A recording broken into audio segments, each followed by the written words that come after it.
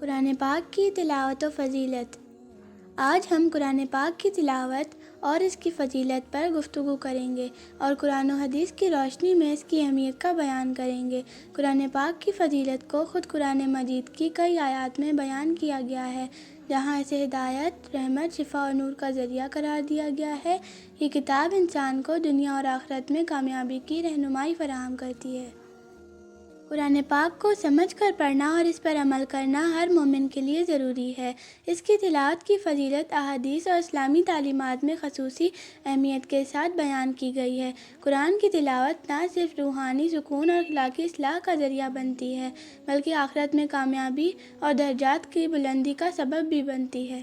قرآن کریم میں اللہ تعالیٰ کا ارشاد ہے، اور ہم نے آپ پر یہ مبارک کتاب نازل کی ہے تاکہ لوگ اس کی آیات پر غور کریں اور عقل والے نصیحت حاصل کریں۔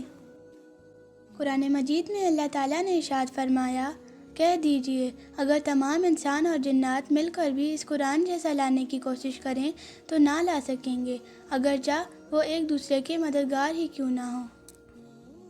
قرآن کریم میں ارشاد ہے، یہ کتاب قرآن ایسی ہے جس میں کوئی شک نہیں، پرہیزگاروں کے لیے ہدایت ہے۔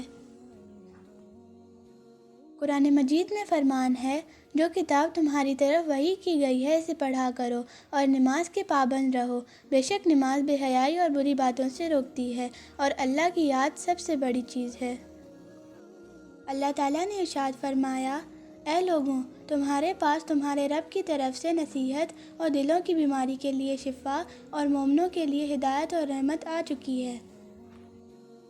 قرآن پاک میں ارشاد ہے، ایمان والے وہ ہی ہیں کہ جب اللہ کا ذکر کیا جائے تو ان کے دل کانپ اٹھتے ہیں، اور جب ان پر اس کی آیات پڑھی جاتی ہیں تو ان کا ایمان اور بڑھ جاتا ہے۔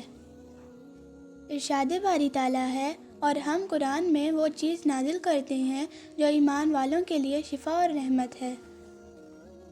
اللہ تعالیٰ نے قرآن مجید میں ارشاد فرمایا، یقیناً تمہارے پاس اللہ کی طرف سے نور اور واضح کتاب آ چکی ہے۔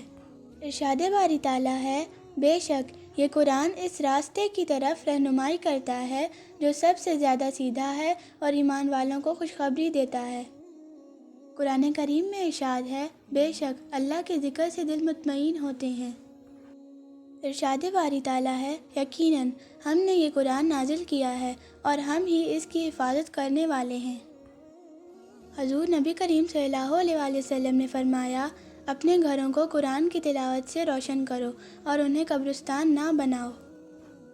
رسول اللہ صلی اللہ علیہ وسلم نے فرمایا، قرآن قیامت کے دن شفاعت کرے گا، قرآن پڑھنے والے کو کہا جائے گا، پڑھو اور چمکتے جاؤ جس طرح دنیا میں پڑھتے تھے، قرآن تمہارے لیے سفارش کرے گا۔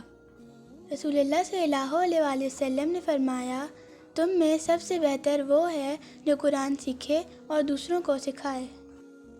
حضرت جابر بن عبداللہ رضی اللہ عنہما بیان کرتے ہیں کہ حضور نبی اکرم صلی اللہ علیہ وسلم شہداء احد کی تدفین کے وقت ان میں سے دو صحابہ اکرام رضی اللہ عنہما کو ایک کپڑے یعنی کفن میں جمع فرماتے اور دریافت فرماتے کہ ان میں سے قرآن مجید کسے زیادہ یاد ہے۔ جب ان دونوں میں سے ایک کی طرف اشارہ کیا جاتا تو اسے قبر میں پہلے اتارتے اور فرماتے، میں قیامت کے دن ان سب پر گواہ ہوں گا۔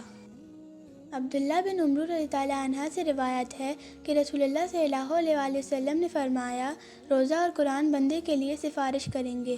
روزہ عرض کرے گا، رب میں نے دن کے وقت کھانے پینے اور خواہشات سے اسے روکے رکھا، اس کے متعلق میری سفارش قبول فرما۔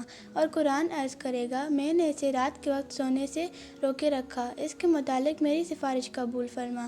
ان دونوں کی سفارش قبول کی جائے گی۔ حضرت ابو سعید خدری رضی اللہ عنہ سے روایت ہے کہ حضور نبی اکرم صلی اللہ علیہ وسلم نے فرمایا، اللہ رب العزت فرماتا ہے، جس شخص کو قرآن اور میرا ذکر اتنا مشغول کر دے کہ وہ مجھ سے کچھ مانگ بھی نہ سکے تو میں اسے مانگنے والوں سے بھی زیادہ عطا فرما دیتا ہوں۔ اور تمام کلاموں پر اللہ تعالیٰ کے کلام قرآن حکیم کی فضیلت اسی طرح ہے جس طرح اللہ تعالیٰ کی اپنی مخلوق پر فضیلت ہے۔ نیکی کی بات پھیلانا بھی صدقہ جاریہ ہے۔